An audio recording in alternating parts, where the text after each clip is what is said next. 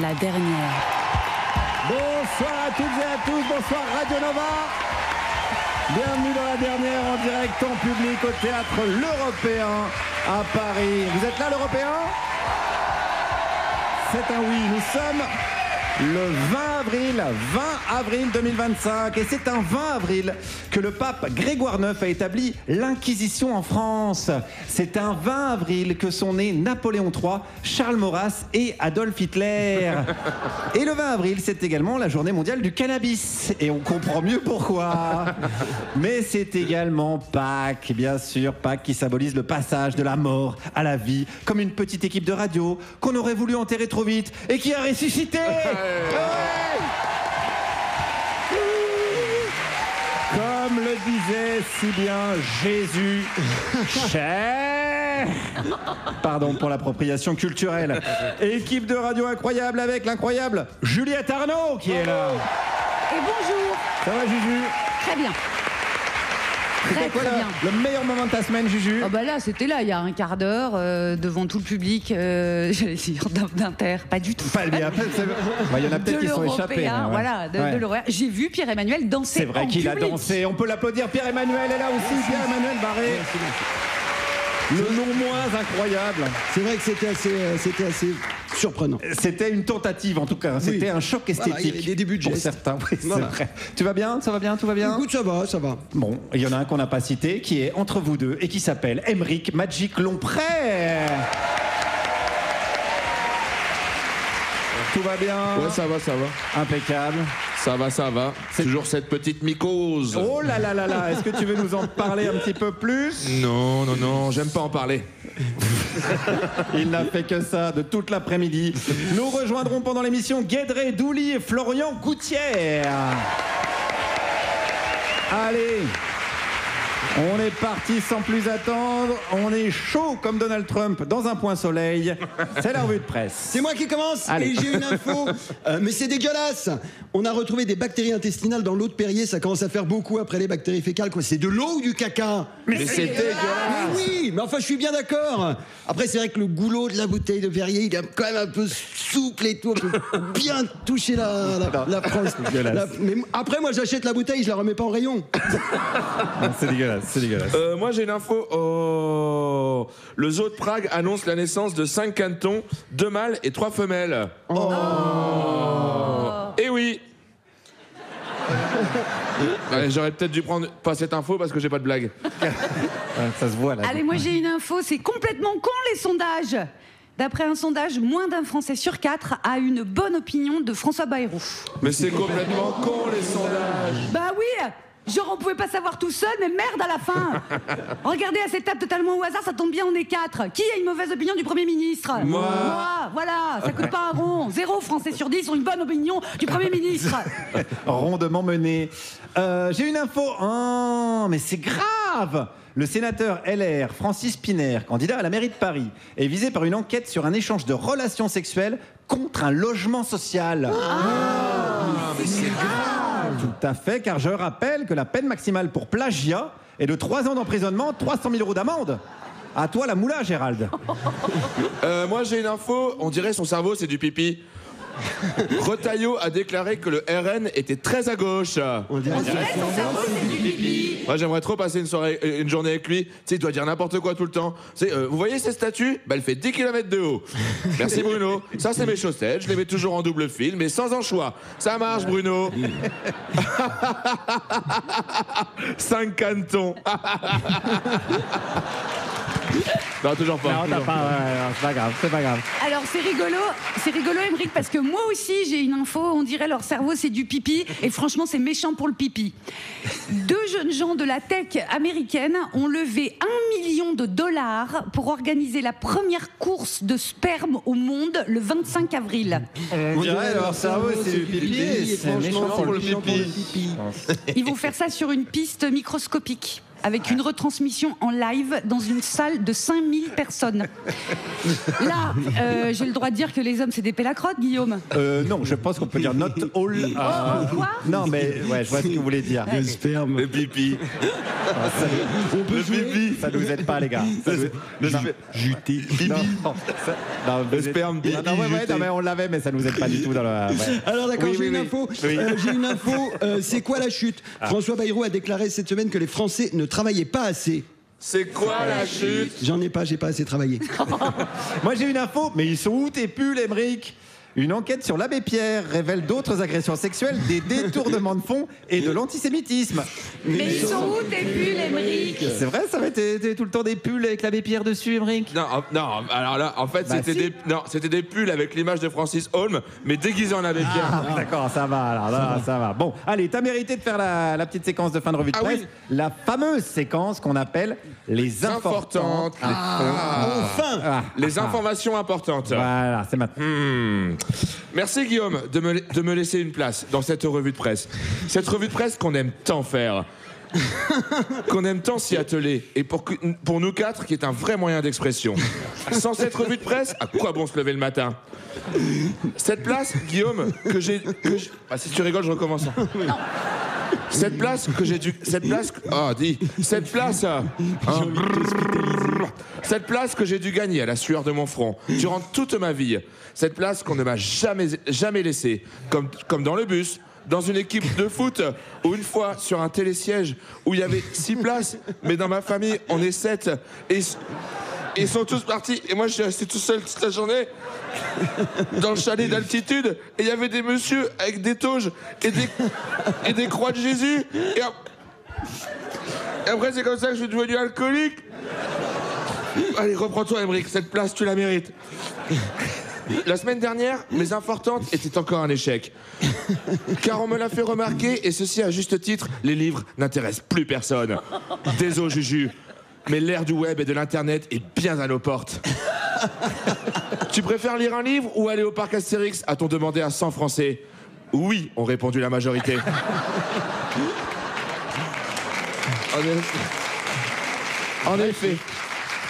En effet, l'heure du HTTP est à nos portes. Ah, c'est dur. Hein.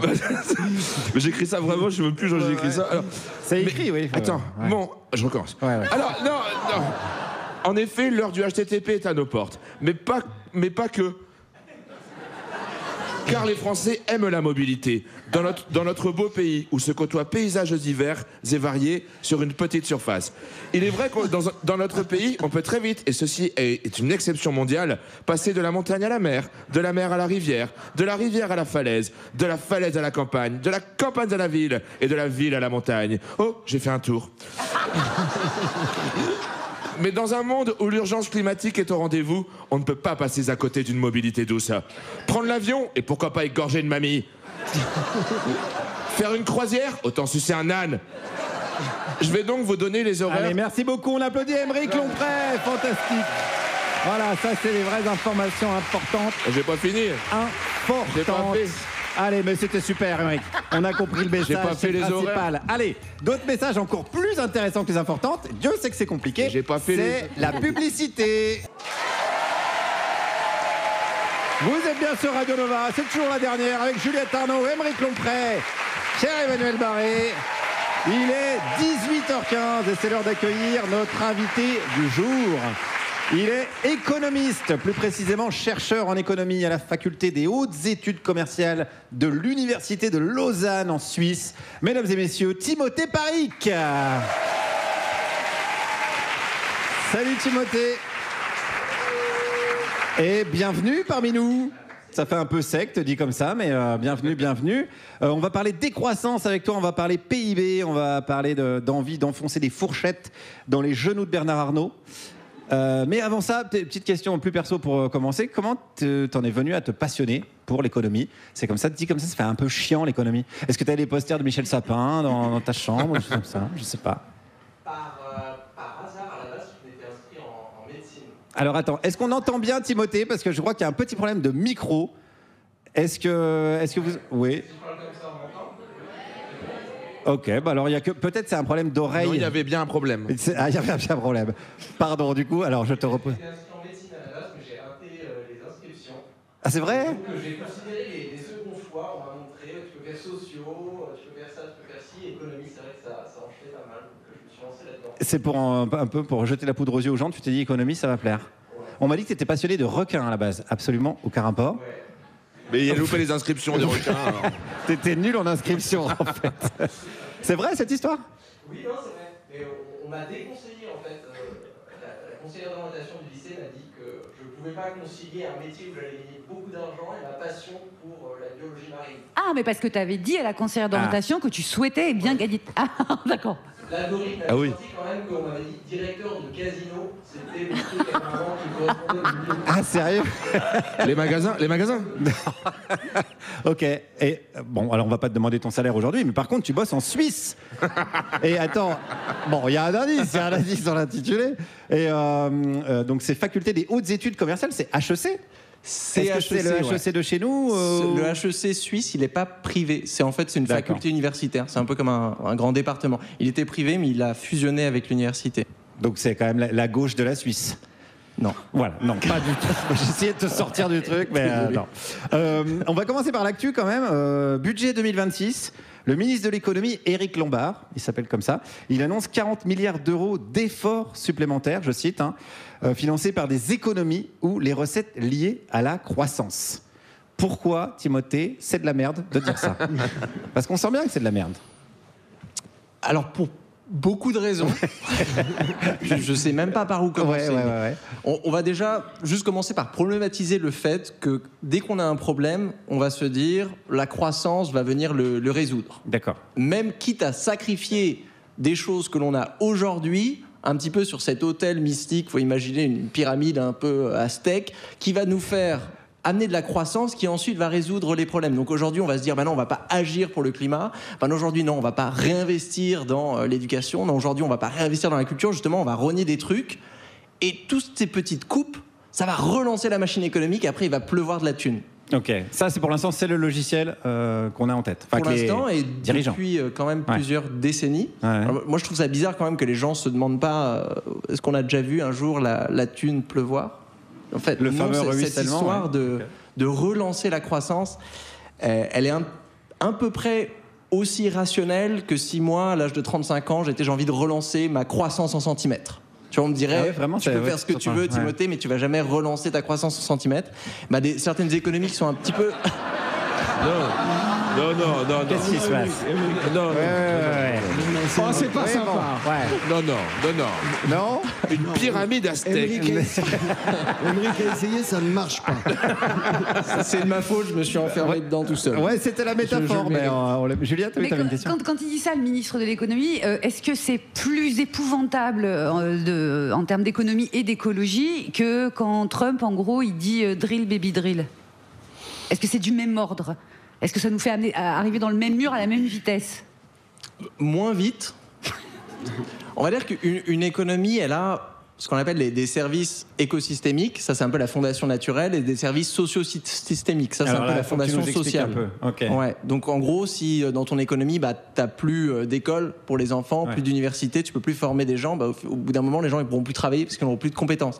Si t'as plus de bénévoles qui te permettent d'avoir des clubs de sport, les gens ils arriveront plus à avoir un esprit d'équipe, ils pourront plus travailler en entreprise d'une certaine manière.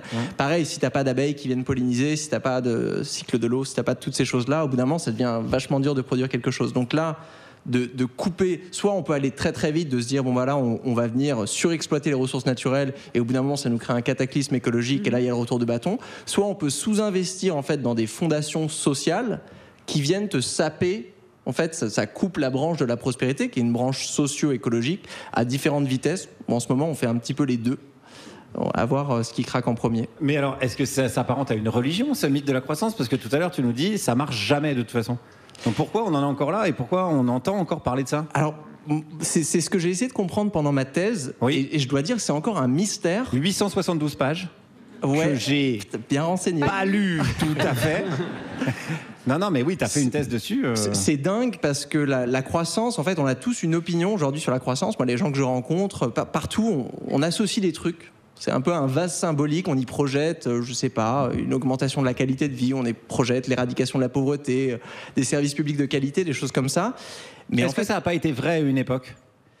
Même c'est pas, c'était pas un lien directement entre la croissance, vu que la croissance c'est un indicateur agrégé d'agitation monétaire, elle te fait rien la croissance, tu la mesures d'une certaine manière, c'est les choses que tu vas produire exactement, c'est la composition de la croissance. D'ailleurs, est-ce qu'on peut la définir comme ça, on va partir sur des bonnes bases pour l'émission. La croissance, c'est l'augmentation du produit intérieur brut. Alors, définissons le PIB. Ça, on fait une petite, le produit intérieur brut, c'est un indicateur de valeur ajoutée où tu compares en gros d'une année à une autre ce qu'une économie produit. Mais c'est un indicateur monétaire, c'est-à-dire que tu fais un peu une grosse addition de toutes les valeurs ajoutées monétaires qui sont produites dans une économie. Donc en gros, c'est tout ce qui est produit dans l'année et tous les flux financiers, quoi. Alors, oui, les flux financiers qui sont productifs. Si on s'échange de l'argent et qu'on n'a rien produit, c'est pas compté dans le PIB. Mais par contre, ce verre, tu vas faire la différence entre le prix final du verre et les consommations intermédiaires utilisées pour le produire. Le résidu, ce qu'on appelle la valeur ajoutée, et la valeur ajoutée, elle va rentrer dans le PIB. Si l'année dernière on a produit un verre, ça c'est notre PIB. Si l'année prochaine on produit 2 verres, ton PIB il aura doublé. C'est un tout petit pays qui produit 2 verres. Et le travail ménager, par exemple, s'il n'est pas rémunéré, pas inclus. Tout ce qui n'a pas de prix n'entre pas dans le PIB. Enfants, pas payés, donc ça n'existe pas. Les services publics non plus. Alors ça c'est assez intéressant. Avant 73, les services publics ils étaient exclus du PIB.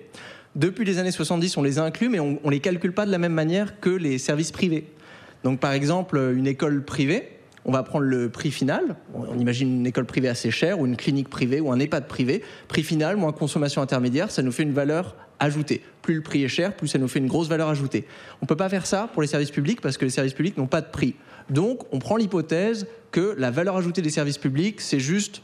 En gros, les salaires, c'est juste les consommations intermédiaires. Donc statistiquement, en fait, elles n'ont pas de valeur ajoutée. Donc si d'un coup, on prend toutes les écoles en France et tous les hôpitaux et tous les EHPAD et on les privatise, et les prix augmentent énormément, ça crée une crise sociale pas possible, mais ton PIB, il explosera parce que d'une certaine manière, ça aura fait apparaître statistiquement une valeur ajoutée. Alors, on comprend bien que la valeur ajoutée, c'est pas une véritable valeur, c'est une manière d'essayer d'estimer un peu... les choses que l'on produit dans une économie monétaire. Et c'est assez imparfait. Et c'est pas directement lié évidemment au bonheur d'une société, ni à une évolution des bienfaits. Par exemple, si on casse le verre, ça produit aussi de la valeur ajoutée, parce qu'il faut le réparer, il faut en produire d'autres, etc. C'est ça. Ouais. Ou si même on se pose beaucoup de questions sur comment casser le verre et on va faire appel à des cabinets de conseil pour leur demander c'est quoi la meilleure façon de péter un verre et qui vont te facturer un truc énorme, ça valeur ajoutée. D'accord, ok. Très bien. Très bien. Il ne casse même pas. Hein, il n'a même pas le casser à la fin. Ouais, non, mais c'est fou. Attendez, tout le monde est défoncé ou quoi? C'est vrai que ça t'a un peu traumatisé l'histoire des verres. Mais ça peut marcher avec d'autres objets. On va pas casser les verres, t'inquiète pas. Oui. Autant prendre des verres en plastique. Voilà. Oui, c'est vrai qu'on va s'adapter. T'as raison, merci. Merci Timothée, on va revenir à tout ça. Comme le disait le grand penseur Eus l'enfoiré, donnez-moi de la moulaga. Est-ce que c'est ça qu'on va écouter, Juliette? Ça aurait pu, et puis c'est pas. Et un jour, ça finira par fonctionner, tes intuitions. On va rester dans le thème avec un titre congolais, L'argent appelle l'argent, de Pamelo Munka, qui date de 1993. Je cite quelques paroles. Le riche ne prête son argent, sa villa et sa voiture qu'à celui qui est riche comme lui. Émeric, t'as une voiture?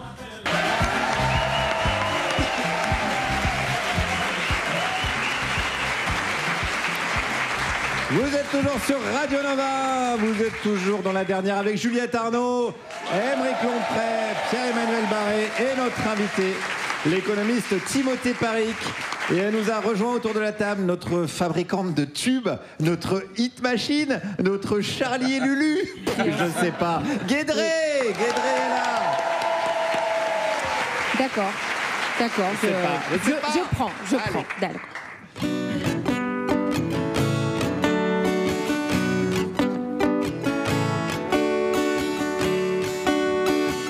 Souvent, les gauchos, ou juste d'autres gens normaux, ont la dent dure, très dure même, quand il s'agit de la droite extrême. On les insulte, on est très virulent, on en deviendrait presque même violent. On perd toute forme d'empathie, alors qu'il en faut pour eux aussi. Pensez-vous que ce soit facile d'être complètement débile, de déambuler dans la vie en étant totalement abruti? Est-ce que vous croyez que c'est marrant d'avoir moins de réflexion qu'un hareng? Et encore, le hareng, il vit sa vie de hareng. soit hareng ou non. Les câlins pour les fachos, des câlins, oui, mais des gros. Allez, on met les bras autour de leur cou et on serre jusqu'à ne plus sortir de poux.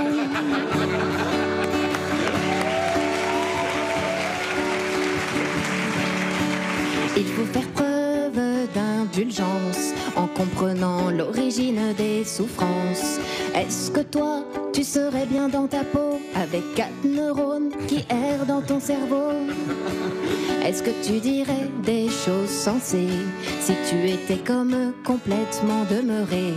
Toi aussi, t'aurais des idées stupides si t'avais l'intellect d'un Tupperware vide.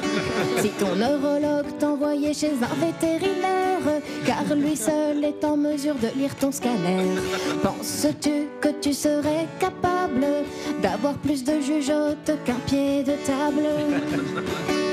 Bien sûr qu'ils pourraient essayer d'être moins cons, mais peut-être qu'ils sont trop cons pour se dire « Allez, j'essaie d'être moins con ». Dans ce cas, il faut faire preuve de compassion. Dans ce cas, il n'y a qu'une seule solution. Des câlins pour les fachos, des câlins, oui, mais des gros. On les prend dans nos bras et on serre très fort. On serre jusqu'à ce qu'ils soient morts. Merci beaucoup, Guédré, que vous pouvez retrouver en spectacle. Bien sûr, il reste 2 dates pour la tournée de printemps. La Cigale, le 13 mai, et Lille, le 14 mai. Et la tournée reprendra cet automne, avec notamment le Théâtre de l'Atelier, le 30 octobre à Paris, et toutes les villes du rock. Bien sûr. Guédré, qu'on peut encore applaudir bien fort. Merci pour tous ces conseils. Conseils bien-être, des astuces, conseils bien vivre, des petits tips. Évidemment. On est toujours avec notre économiste Timothée Paric. On a parlé du PIB. On a commencé à parler de la croissance, qui est donc l'augmentation du PIB. Et toi, justement, tu travailles sur ce qu'on appelle la décroissance, qui est un peu un mot épouvantail dans le débat public. Dès que tu le dis, les gens disent non, on ne peut pas faire sans la croissance parce que sinon on va perdre, comme tu le disais, les services publics, les emplois, etc. etc. Comment t'en es venu à travailler là-dessus et pourquoi tu penses que c'est pertinent d'aborder ce sujet, pardon. Moi, je suis rentré par ce qu'on appelle l'économie écologique. Donc, c'est quand on regarde l'économie, on regarde un peu ce qu'on appelle le flot énergétique et matériel qui traverse une économie. Et c'est vrai que quand on regarde ça, on se rend compte que nos économies modernes, plus elles grossissent en termes de PIB, plus elles viennent mobiliser de l'énergie et des ressources, et plus elles viennent émettre des pollutions, par exemple des émissions qui contribuent au changement climatique. Donc, moi, en tant qu'économiste, quand j'ai vu ça, je me dis c'est quand même un angle mort assez terrifiant. Ouais. Et ça vient problématiser la poursuite infinie de la croissance. Parce que tu dis, au bout d'un moment, notre système actuel, comme ça, c'est un petit peu l'équivalent de faire tourner sa voiture dans un garage avec le pot d'échappement vers l'intérieur. Donc, au bout d'un moment, ça ne va plus fonctionner. C'est très imagé. Il est où le verre, là? Il est où le verre? Et donc, la décroissance, c'est une théorie critique, déjà, de venir mieux comprendre la croissance, ce qu'on appelle l'hégémonie de la croissance, donc cette priorité de la croissance aujourd'hui dans notre imaginaire collectif, dans nos décisions politiques, et de venir explorer le ralentissement d'une économie comme stratégie de transition, notamment de transition écologique. Mais alors, dès que tu dis ça dans un débat, on va te dire justement, par exemple, prenons l'emploi. Ce qu'on entend souvent, c'est l'emploi est lié à la croissance. S'il y a de la décroissance, il y a du chômage. Est-ce que c'est vrai ou est-ce que ils mentent? Alors, empiriquement, c'est pas vrai ni faux. À ce niveau-là, il n'y a pas de mécanique en fait dans l'économie de la même manière entre croissance et bonheur, entre croissance et qualité des services publics et emploi. On peut imaginer, ça dépend de la composition de la croissance. Et de la même manière, pendant une récession, il y a des pays, par exemple, en période de récession, au lieu de licencier des gens, donc ça fait augmenter le chômage, et ils mettent des gens à temps partiel. Donc là, la réduction du temps de travail comme, on va dire, stratégie d'adaptation à une baisse de la demande pendant un épisode récessif, ça ne crée pas de la chômage. Ce qu'on a fait un peu pendant le Covid, tu veux dire? Alors, ce qu'on a fait en France pendant le Covid, c'est que les États-Unis, par exemple, eux, ils ont plus tendance à virer facilement. Le droit du travail le permet. Le Japon, eux, c'est le contraire. Ils ont plus tendance à venir affiner. Voilà, si on a une baisse de la demande de 20%, on peut dire, tiens, on va tous travailler à 80%. jusqu'à ce qu'il y ait une re-augmentation, comme ça on ne tombe pas dans le Mais chômage. en gardant le même salaire ou en mettant le salaire en descendant le salaire au prorata? Eh ben ça dépend. Là, il y a eu des grandes expérimentations en Suède ou en Islande où ils ont tenté justement une baisse du temps de travail à salaire constant, ce qui équivaut en fait à une revalorisation des salaires, ce qui est pas mal pour les gens qui sont pas très bien payés. Ou sinon, on peut avoir aussi une baisse du temps de travail avec une baisse proportionnelle ou même plus que proportionnelle du salaire, ce qui est genre une dévalorisation pour les salaires les plus hauts. Donc ça peut être aussi une politique, on peut faire d'une pierre deux coups, ça peut être aussi une façon d'agir sur les inégalités. C'est quoi la différence entre la décroissance et la récession? On va dire que la récession, c'est juste une baisse du PIB. Et la décroissance, c'est pas ça? Et la décroissance, moi, dans mes recherches, je la définis comme une réduction de la production et de la consommation pour alléger l'empreinte écologique, planifiée démocratiquement dans un esprit de justice sociale et dans le souci du bien-être. Okay. Alors, ok.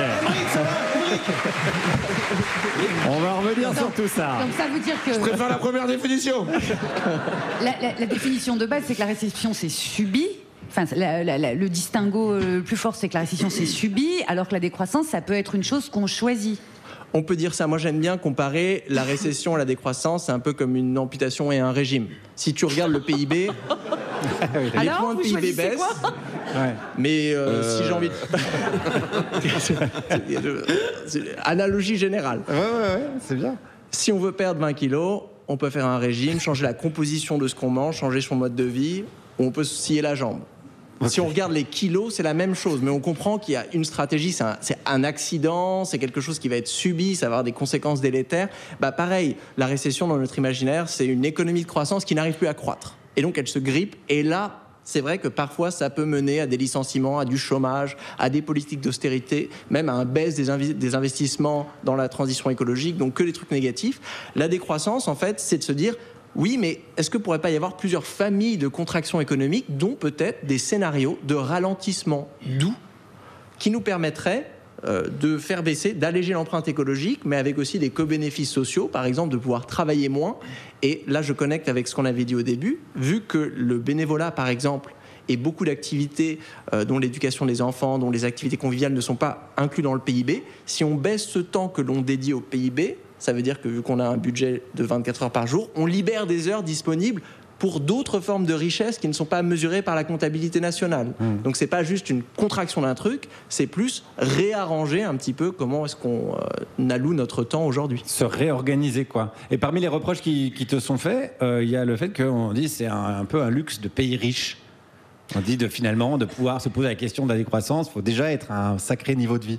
Oui, bah, c'est un peu vrai dans le sens où la décroissance, c'est quand même une stratégie qui ne marche que pour des pays qui ont eu des décennies et des décennies de croissance accumulée. Si tu vas au Bangladesh et que tu leur dis va falloir se serrer la ceinture ou va falloir ralentir, ils vont peut-être pas regarder de la même manière. Surtout que ça aurait aucun sens. Nous, on calcule ce qu'on appelle un surplus macroéconomique. En gros, tu fais l'addition de toutes les richesses que donne un pays et tu regardes si c'est assez pour faire vivre tout le monde décemment. En France, c'est largement assez. Tu pourrais couper le revenu national, de le réduire d'un tiers. Il y aurait quand même, théoriquement, moyen d'avoir aucun pauvre en France si tu avais une distribution équitable. Alors bien sûr, on est loin d'être là. Si tu prends le Bangladesh, tu réduis le revenu national, il y aura forcément de la pauvreté qui va créer. Donc la décroissance, quand elle naît au début des années 2000, c'est justement une stratégie de se dire les pays du Nord vont faire ralentir leur économie pour alléger l'empreinte écologique, notamment pour libérer du budget biophysique disponible pour un développement durable dans des pays du Sud qui vont avoir besoin indéniablement de produire et consommer plus. Merci Timothée pour ça, merci pour ces explications. On va évidemment revenir dessus, mais avant ça, Pierre-Emmanuel, c'est l'heure des questions des auditeurs et du renforcement positif d'Aymeric. Oh, mais c'est mon champion ça! C'est mon champion! Ça, c'est mon champion, il a toute l'émission dans la tête, c'est une machine, hein. Un œil sur l'horloge, un œil sur le séquencier. Quel dommage que vous n'ayez que 2 yeux, Guillaume, parce qu'avec un 3e, vous auriez pu relire votre chronique et la jeter à la poubelle. Effectivement, cette semaine encore, je vais vous emmener à la découverte d'une des nombreuses qualités de celui que mes enfants surnomment amicalement Tonton Zizi qui pue. Jingle. Aymeric, il a plein de qualités, comme par exemple le courage. Emmerich, il est tellement courageux que sur Tinder, il a mis une photo de lui. Emmerich, il est tellement courageux que quand Guillaume a été viré de France Inter, il est tout de suite allé voir la direction pour leur mettre la pression. Mais ils lui ont dit qu'il n'avait pas le niveau pour remplacer Guillaume au micro-trottoir. Emmerich, il est tellement courageux qu'une fois, pour sauver une femme qui n'arrivait plus à respirer, il a arrêté le missionnaire pour passer en levrette. Mais assez parlé de l'équipe. Intéressons-nous aux questions des auditeurs. Et cette semaine, c'est Sergueï qui nous écrit de Saint-Roustan.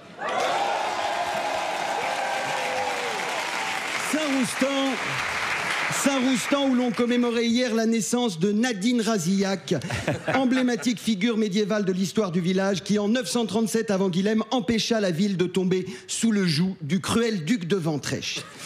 Si le visage de l'héroïne de la bataille du plateau de Beauce est connu de tous puisqu'il figure sur le blason de la commune, la vie de la modeste dentelière devenue comtesse reste pour beaucoup un mystère. 18e enfant d'un couple de misérables paysans vivant sur les terres du comte Théobald de Maurice, la petite Nadine est une miraculée, puisqu'à sa naissance, ses 17 frères et sœurs étant morts-nés, son papa la jette sur le tas avec les autres par habitude. Entendant les pleurs du nourrisson, un gueux qui braconnait sur le domaine du comte secourt la malheureuse et décide de l'élever, comme si c'était sa propre fille. Nadine sera donc battue chaque jour pendant les 10 premières années de sa vie jusqu'à ce que son père d'adoption ne meure de vieillesse à 24 ans. Recueillie par Bertille Razillac, dentelière sur le marché de Saint-Roustan, Nadine découvre à la fois un métier et l'amour d'une mère. 3 semaines idylliques avant que Bertille ne meure de vieillesse à 31 ans. Nadine reprend alors l'échoppe et le nom de sa bienfaitrice et devient la plus jeune et la plus habile dentelière de Saint-Roustan. Dans les faubourgs de la ville, la nouvelle de son talent se répand comme une traînée de poudre, sa renommée court les chemins jusque dans les salons feutrés du château et ses doigts de fée réalisent les toilettes de toutes les fleurs de cour, gentes dames et pucelles au sang bleu. Le comte de Maurice lui-même sent son âme s'éprendre. Ébloui par l'héroïsme de Nadine lors de la bataille du plateau de Beauce, il s'agenouille devant elle et lui demande sa main. Émue, Nadine accepte et selon l'ancestrale tradition racilarienne se tranche la main afin de l'offrir au comte, qui la portera en pendentif jusqu'à sa mort de vieillesse l'année suivante, à 14 ans. De cette union fugace naissent 2 frères siamois, dont un mort-né.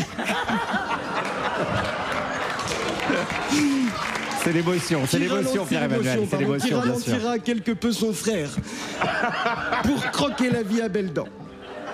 Veuve éplorée mais mère comblée, Nadine passera le restant de ses jours à prendre soin de ses fils inséparables, Ancelin de Maurice, dit le vaillant, et Raoul de Maurice, dit le... Il y en a un peu plus, je vous le mets quand même. Merci Ménestrel. Je sais pas vous, moi j'ai les poils.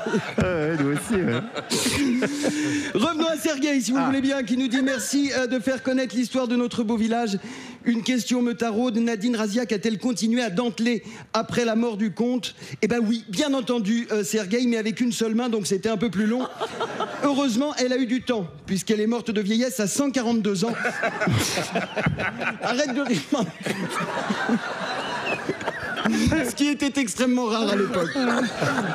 Sachez que les créations de Nadine Razillac sont exposées au musée qui porte son nom, un lieu de mémoire où l'on peut admirer sa pièce la plus originale, qui fut malheureusement à l'origine de la grande épidémie de syphilis, qui coûta la vie à son fils Ancelin, le préservatif en dentelle. Je reviens la semaine prochaine. D'ici là, si vous avez des questions, posez-les à vos proches. Et si vous n'avez pas de proches, posez-vous des questions. Pierre-Emmanuel Barré, merci beaucoup. Beaucoup d'émotions aujourd'hui. Énormément, beaucoup trop d'émotions. Ça a remué des choses. Ouais, hein. C'est toute l'histoire. C'est l'histoire qui remonte aussi, qu'est-ce que vous voulez? C'est l'histoire qui transpire à travers votre récit, Pierre-Emmanuel. Merci beaucoup, c'était magique. On serait bien passé du début quand même. On aimerait que ce qui suit n'existe qu'à Saint-Roustan, car comme ça n'existerait pas. C'est la publicité, bien sûr. Vous êtes toujours sur Radio Nova, c'est toujours la dernière avec Juliette Arnaud, Aymeric Lompré, Pierre-Emmanuel Barré et notre invité, l'économiste Timothée Paric. On passe un bon moment, malgré l'époque qui est anxiogène, cruelle, effrayante. La France a peur.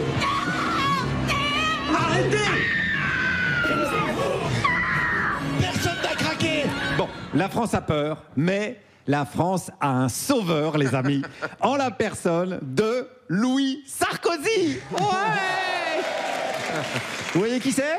Il y a un indice dans le nom, hein. Ouais, oui, bien sûr. Vous avez aimé le père, voici le fils. Putain, Fabrice Arfi, il va jamais pouvoir partir en retraite. Le bois va finir en burn-out.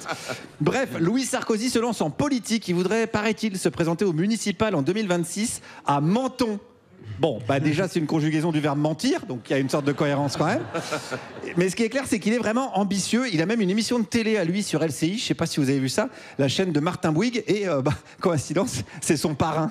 Ça, c'est pratique. Ça, c'est pratique. Comme ça, pour les étrennes, c'est sur la fiche de paye. Voilà, je dirais ça. Circuit court, hein, écologie radicale.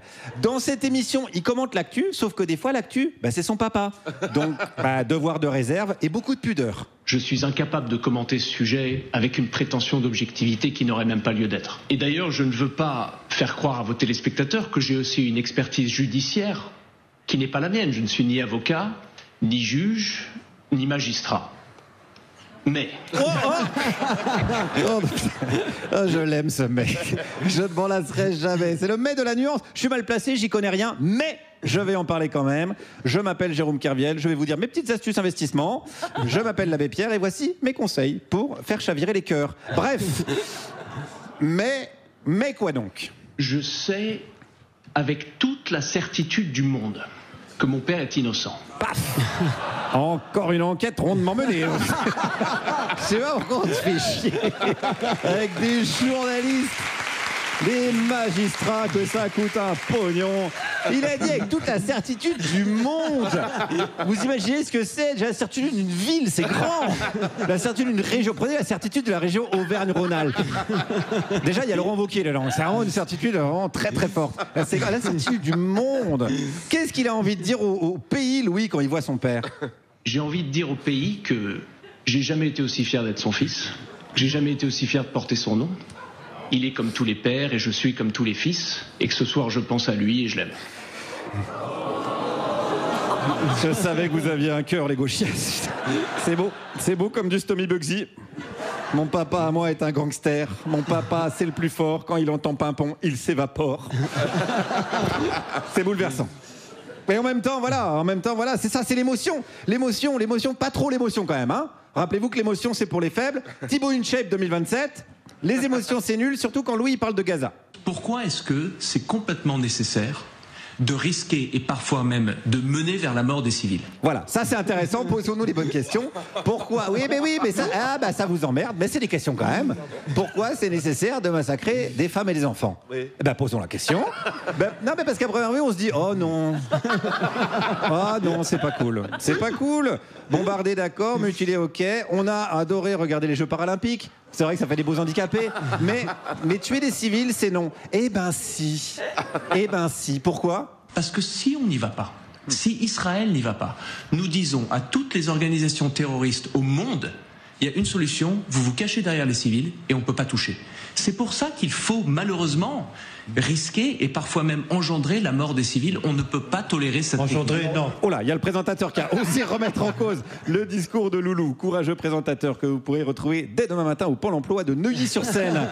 Et la semaine prochaine, en animateur de la Biennale de la galette saucisse de Saint-Jacques-de-la-Lande. Allez, un dernier mot de Louis Sarkozy, un mot d'apaisement quand même au niveau du conflit entre Israël et le Hezbollah. Qu'il crève. Israël fait le travail de l'humanité ici. Absolument aucun remords à ce niveau-là, qu'ils crèvent tous. Ah là là là là là là, le prix Nobel de la paix qui vient d'échapper à Loulou, là. Rien, ça s'est joué à rien.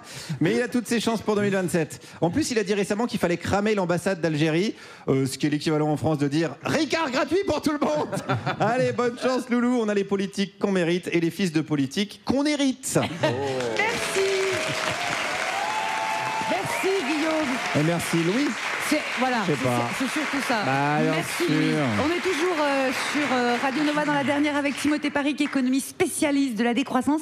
J'ai une question pour toi, Timothée. Au moment de la pandémie, comme tout le monde a été à l'arrêt, tes idées et celles de plein d'autres ont eu un peu la cote. Depuis, ça a dérapé velu, puisque toute l'activité a repris encore plus fort que juste avant. Alors qu'on avait dit qu'on n'allait pas le faire, et on l'a fait. Est-ce qu'il y a encore encore des gens, des pays, des organisations qui vous écoutent, vous, les gens qui défendez l'idée de la décroissance. Mais c'est assez paradoxal. Déjà, moi, j'ai terminé ma thèse le 5 mars 2020. Bien joué. Donc, je m'attendais à faire vraiment des belles vacances. Ouais. Comme moi. Et pas du tout. Et c'est vrai qu'il y avait un véritable moment, parce qu'on dit toujours on peut pas changer le système, on peut pas changer un bateau quand il est en mer ou je sais pas quoi. Là, vraiment, l'économie, elle s'est arrêtée, tout était possible.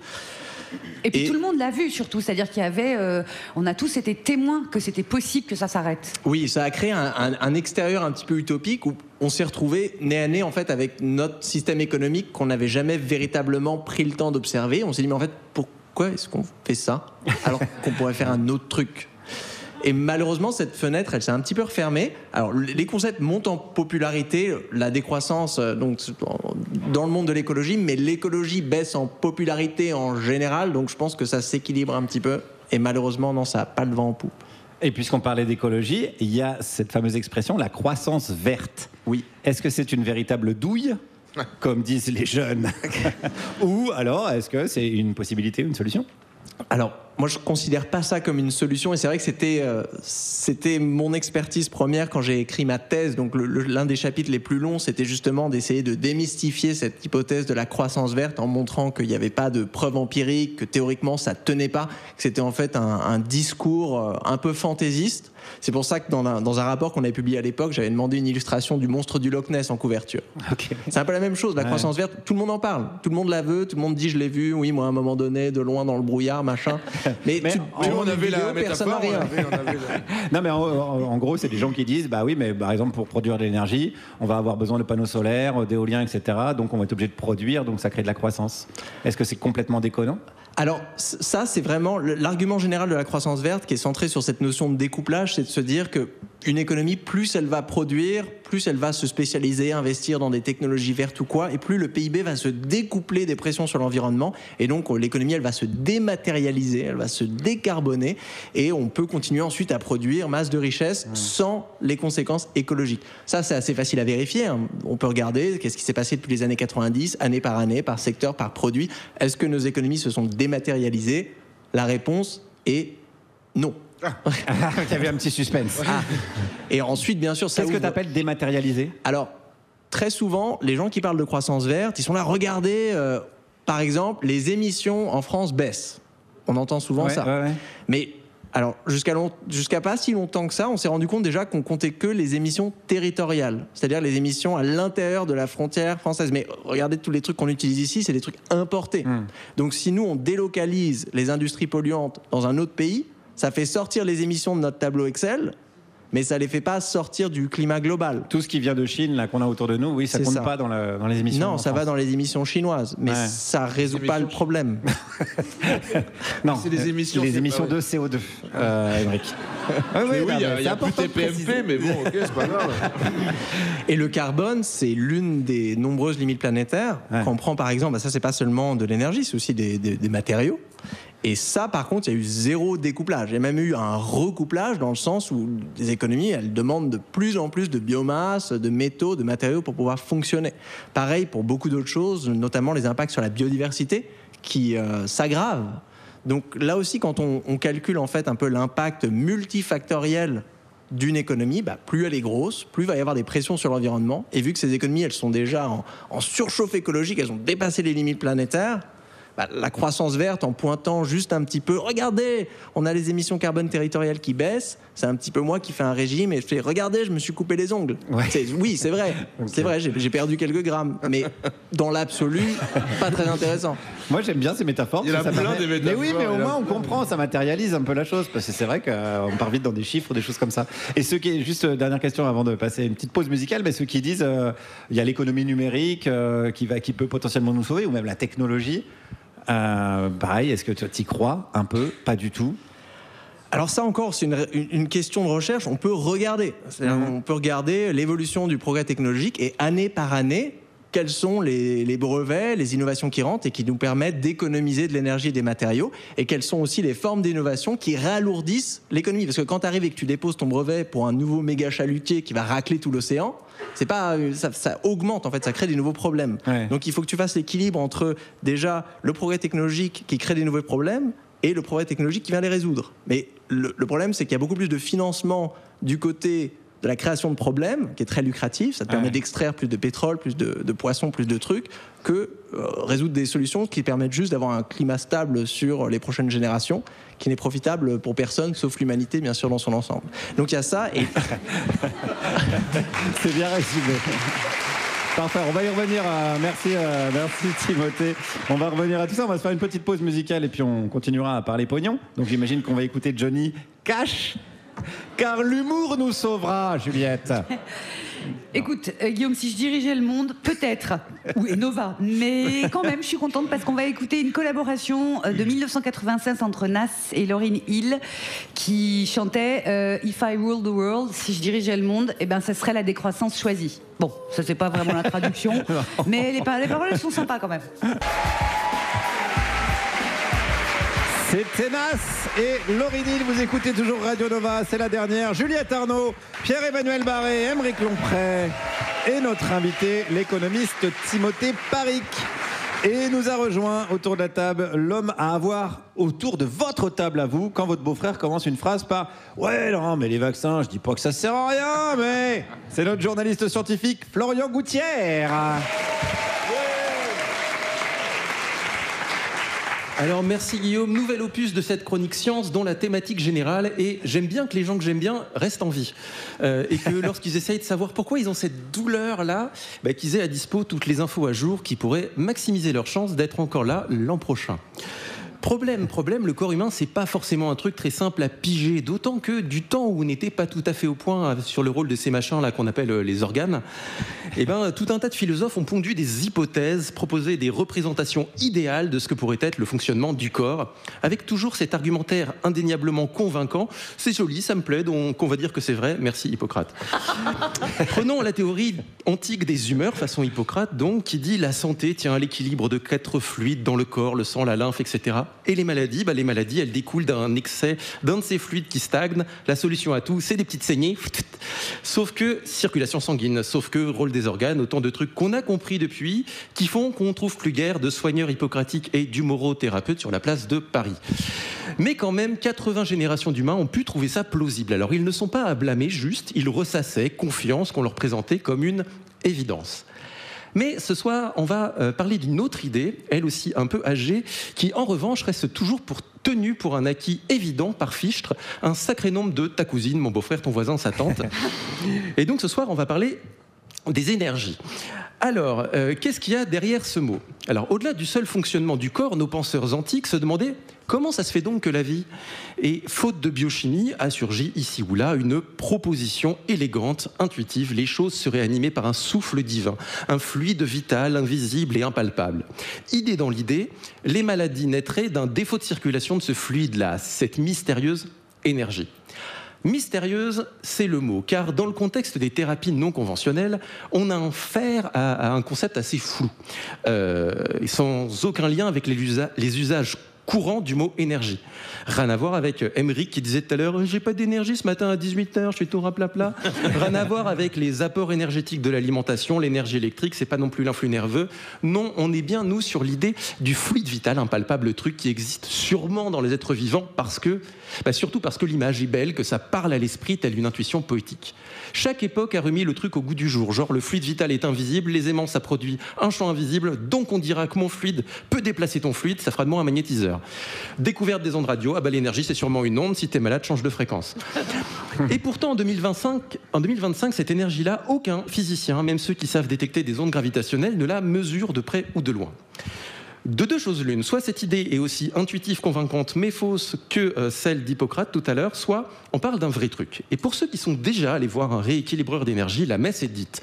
Primo, ils ont senti un mieux évident après une séance, et deuxio, flow, on mesure pas rien, les thérapeutes ils ressentent bien un truc quand ils manipulent les énergies, non ? Alors là-dessus, point commun à tous ces thérapeutes, ils disent ressentir l'énergie du corps du patient, sa présence. Alors au pire, ils ont besoin d'un pendule, mais donc sans même parler de soigner quiconque, ils le sentent ça. Ok, sauf que voilà plusieurs dizaines d'années que moult thérapeutes volontaires, convaincus, j'insiste bien qu'ils ressentaient ça, se sont prêtés à une expérience bête comme chou. On coupe de leur vue la zone sur laquelle est étendu le corps du patient. Panneau occultant avec juste un trou pour les mains ou un très fin écran style papier de riz. Et les patients s'installent ou non sur la table à la condition d'un tir à pile ou face plusieurs fois de suite. Eh bien, figurez-vous qu'à l'aveugle, aucun thérapeute, aucun n'a jamais, jusqu'à présent, passé le test de savoir si un corps était présent ou non. Ils font pas mieux que s'ils devinaient au pif ce qui a quoi de dérouter nos volontaires, même ceux dont le pendule bouge, spoiler, par des micro-mouvements de leurs phalanges.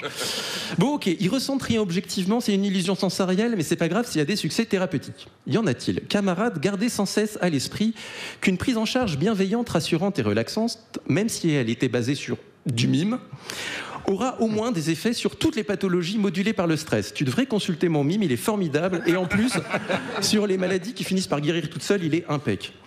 Il faut surtout savoir qu'en recherche médicale, on est plus qu'open à tout ce qui peut apporter un mieux concret aux patients. Et ça fait des décennies que ces promesses thérapeutiques sont évaluées. L'an dernier, j'ai eu à éplucher 60 années de publications sur les soins énergétiques, le Reiki, les magnétiseurs, etc. Alors, les synthèses d'essais cliniques sur, par exemple, le Reiki, je cite, « Impossible de conclure en faveur de cette pratique, et ce, pour le traitement de quelque pathologie que ce soit. » Alors, c'est la même chose à peu près pour tout. Aucune étude méthodologiquement solide n'a jamais abouti à des résultats positifs reproductibles.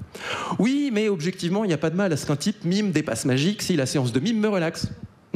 Sauf qu'à trivialiser l'idée d'énergie, on entérine dans la tête des patients une représentation de la physiologie du corps. Ok, métaphorique, poétique, mais fausse. Et avoir de fausses représentations quand on doit faire de vrais choix, ça amène un retard du diagnostic et donc une perte de chance. Plus le fait que croire que des individus particuliers possèdent des pouvoirs inexpliqués alors qu'ils savent même pas si je suis derrière un panneau en papier de riz, eh ben c'est un bon préalable à de l'emprise mentale. Voilà. Donc c'est pas parce qu'une idée a toujours semblé intuitivement cohérente et porteuse de sens que vous avez l'impression de toucher du doigt une métaphore, que ça chassera une tumeur. Spéciale dédicace à une amie pour qui je fais malheureusement cette chronique 10 ans trop tard. Oh. Merci Florian. Florian Gouttière, merci à toi. Reste un peu avec nous. Je crois que tu avais une question à poser à notre invité Timothée Paric qui est toujours avec nous. Oui, quand on parle de décroissance, ça nourrit des imaginaires assez basiques. En fait, on a souvent des représentations très binaires et on n'a pas vraiment de représentations collectives nuancées et qui peuvent être heureuses sur ce que ça peut être dans le détail, vraiment dans le détail, un monde post-croissance. Et donc moi, dans les sujets qui m'intéressent, je me demande comment est-ce qu'on pense et qu'on crée un imaginaire éventuellement désirable, je sais pas. Donc sur un monde post-croissance où il n'y aurait pas d'austérité thérapeutique, où il n'y aurait pas d'inégalité des soins, notamment dans les zones précaires. Deux choses qui me viennent à l'esprit, c'est déjà, on a vu pour créer énormément de croissance, l'une des manips, c'est de marchandiser quelque chose à outrance et de faire en sorte de faire gonfler les prix, donc de faire de plus en plus de profit, et ça fait de la valeur ajoutée. L'industrie pharmaceutique est ultra forte pour faire ça. Donc si on se dit la santé, c'est un bien essentiel et donc personne ne devrait s'enrichir personnellement à travers des activités médicales, pharmaceutiques ou quoi, d'un coup on dégonfle en fait un petit peu le PIB de ces pays-là, même si on ouvre l'accès aux soins. Donc là c'est parfait, c'est une décroissance monétaire mais une augmentation de la qualité de vie. Et le deuxième point, c'est sur la prévention. C'est-à-dire que la décroissance, c'est une stratégie de prévention écologique dans le sens où on va essayer de ralentir l'économie pour éviter de créer des problèmes qu'on aura du mal à résoudre. Et donc se dire, tiens, on va essayer de moins manger des aliments extrêmement transformés, beaucoup de produits animaux qui peuvent générer des problèmes de santé, qui vont devoir engendrer un cercle vicieux d'activité économique pour les résoudre. Et se dire, est-ce qu'on ne pourrait pas juste moins manger et être en meilleure santé et pouvoir libérer du temps de travail où on n'aura pas à passer à résoudre ces problèmes? En voilà des imaginaires désirables. Habile. Merci beaucoup Timothée. Et merci Florian d'avoir été avec nous, Florian Gouttière. Vous pouvez retrouver sa chronique en podcast et toutes ses autres chroniques. On va continuer à parler économie, décroissance et à combattre avec force et vigueur l'économie de marché. Mais ce sera après une page de publicité. Vous écoutez toujours Radio Nova, c'est la dernière. Juliette Arnaud, Pierre-Emmanuel Barré, Aymeric Lomprey et notre invité, l'économiste Timothée Paric. Ça va Timothée? Tout va bien. Bon, très bien. Je ne suis pas certain que ça dure parce que, disclaimer, si vous écoutez l'émission avec vos enfants, éloignez-les, parce que la personne qui suit va vous dire la vérité sur Pâques. C'est Pierre-Emmanuel Barré, mesdames et messieurs. C'est lui. C'est la fête. C'est la fête. Regardez ce que je vous ai ramené. Oh. Des œufs au chocolat. Il a des œufs au chocolat. Régalez-vous, régalez-vous, ça fait plaisir. Ça fait plaisir de célébrer Pâques avec vous parce que je vous cacherai pas que jusqu'à maintenant j'étais un peu triste. Je suis venu à Paris pour l'émission, donc j'ai pas eu la joie de regarder mes enfants chercher des œufs dans les sous-bois Sévenol. Mais comme j'adore les traditions, j'ai acheté des chocolats, je les ai cachés dans mon cul et je les ai cherchés moi-même. Pour l'instant, j'ai retrouvé que les œufs, vous me direz s'ils sont bons. J'avais caché un lapin aussi, mais j'ai pas encore mis la main dessus. Tant pis, les enfants le chercheront demain. Le plus grand, il a 4 ans, il croit encore aux cloches de Pâques, au Père Noël, à la petite souris. Et le petit, il a 1 an et demi, c'est encore pire. Il croit encore que quand tu te chies dessus, il y aura toujours quelqu'un pour t'essuyer. J'espère pour lui qu'il sera lourdement handicapé, sinon il va au-devant d'une grande déception.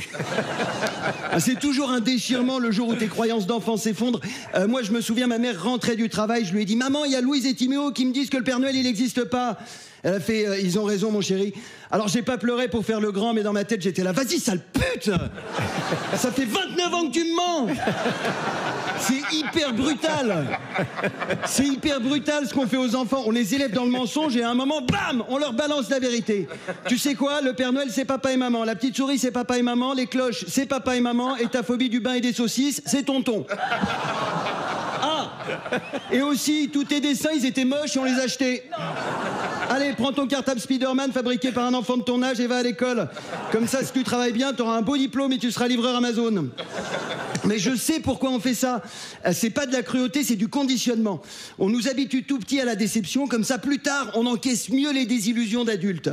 Maman, il y a Marx et Bourdieu qui disent que l'égalité des chances et la méritocratie, ça n'existe pas. Ils ont raison, mon chéri. La classe sociale, c'est papa et maman. Le patrimoine, c'est papa et maman. Le capital culturel, c'est papa et maman. Et ton poste de directeur marketing, c'est tonton. Mais il te doit bien ça parce qu'à 35 ans, tu dors encore la lumière allumée. Et on se résigne, hein, on accepte la situation parce qu'on a été conditionné depuis la naissance et on perpétue l'escroquerie de génération en génération. Alors si vous écoutiez l'émission avec vos enfants, oubliez ce que Maurice vous a dit au début, rappelez-les et montez le son. Hein. Coucou les enfants! Gouli, gouli, gouli! On vous ment! On vous ment tout le temps! Alors quand vous apprendrez la vérité sur Pâques, Noël ou la petite souris, cramez tout! Hein, traitez papa et maman de connards, prenez vos feutres, écrivez sur tous les murs APAB, All Parents are Bastards. Montez sur la table à la cantine, mobilisez vos camarades, séquestrez le directeur de l'école pour exiger moins de travail et plus de récré. Enfilez tous vos costumes de Tortue Ninja et de Ladybug, fabriquez des cocktails Molotov en remplissant vos pommes-potes vides d'essence. Pillez les King Jouets et les grandes récrés pour partager équitablement les cadeaux. Et surtout, prenez vos ciseaux à bourron et tranchez la bite à tonton.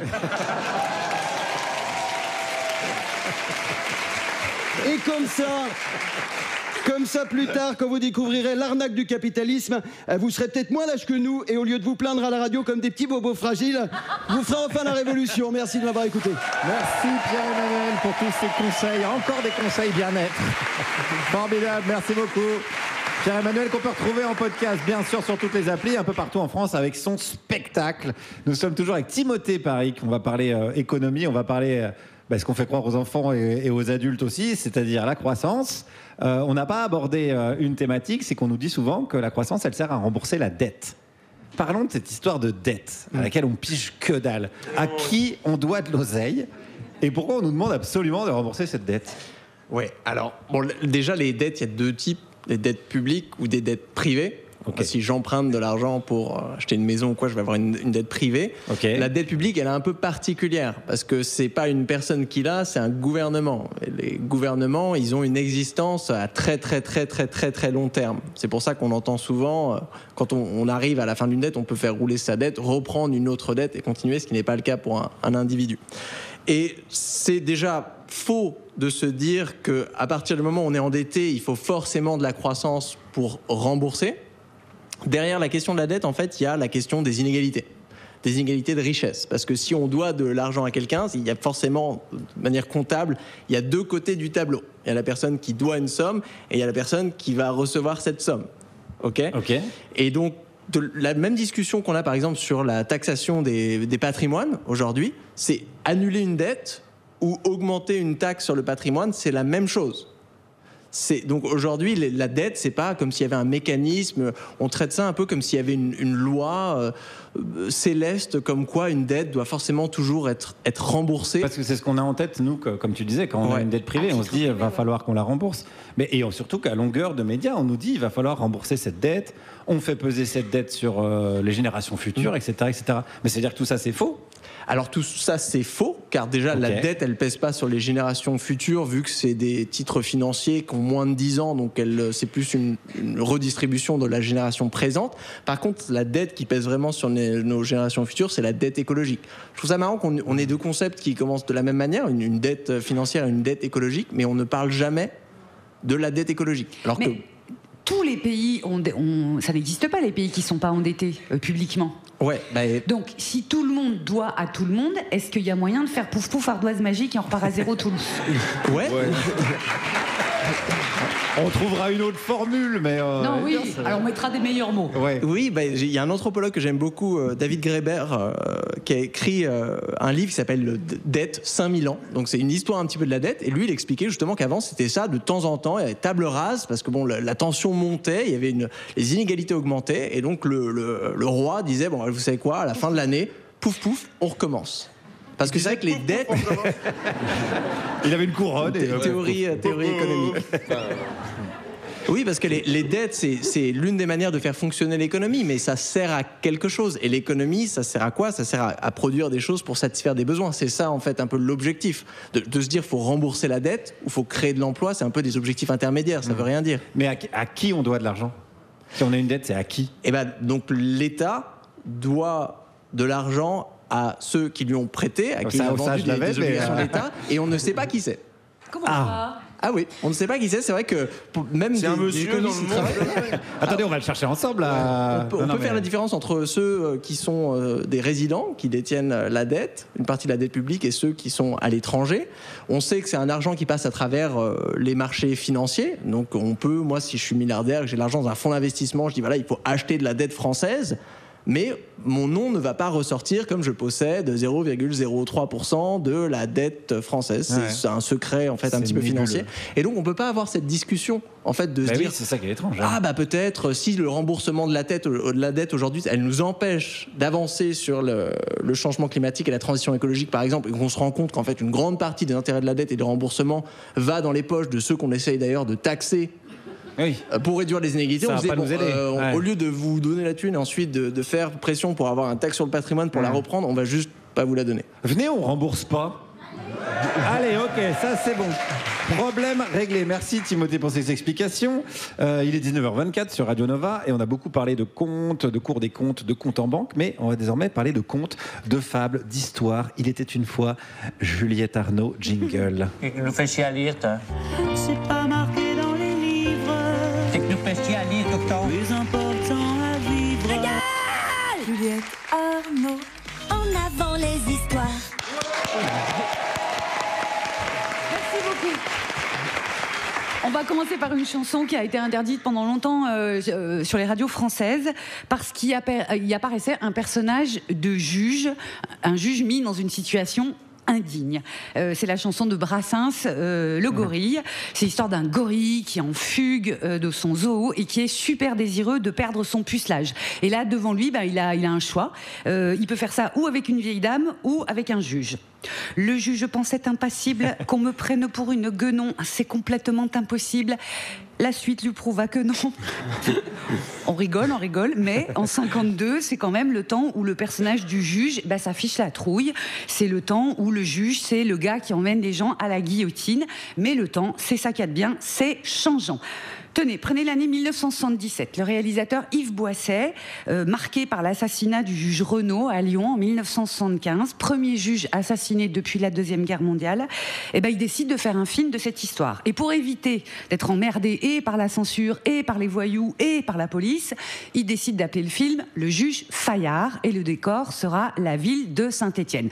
Et là, vous allez me dire, ouais, mais Juliette, 77, c'est loin, c'était il y a bientôt 50 ans. Et c'est vrai que dès qu'on voit les premières images du film, il y a des crassiers à peine fermés, il y a des 4L, il y a des SIM-Camille, il y a des cabines téléphoniques.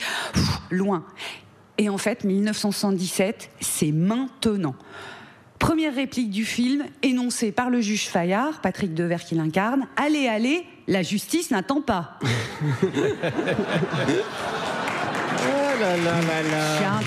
Tiens. Donc là, le juge Fayard va arrêter un notable, patron d'usine, qui se met à beugler. C'est un abus de pouvoir. Là, le garde des Sceaux fait savoir que c'est une arrestation surprenante. Il est troublé. Mais dites donc. Et puis on commence à dire au juge Fayard qu'il fait chier. Et le petit juge, il répond « Ah, m'emmerdez pas.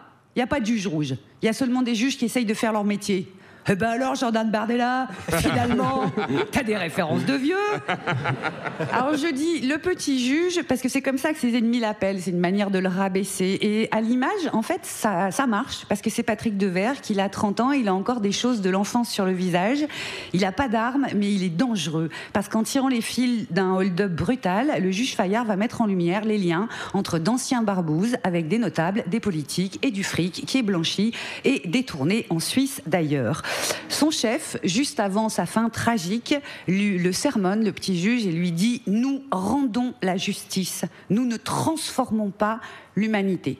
Transformer l'humanité en faisant des juges, c'est peut-être ce que voulait faire Camus en écrivant La Chute en 1956.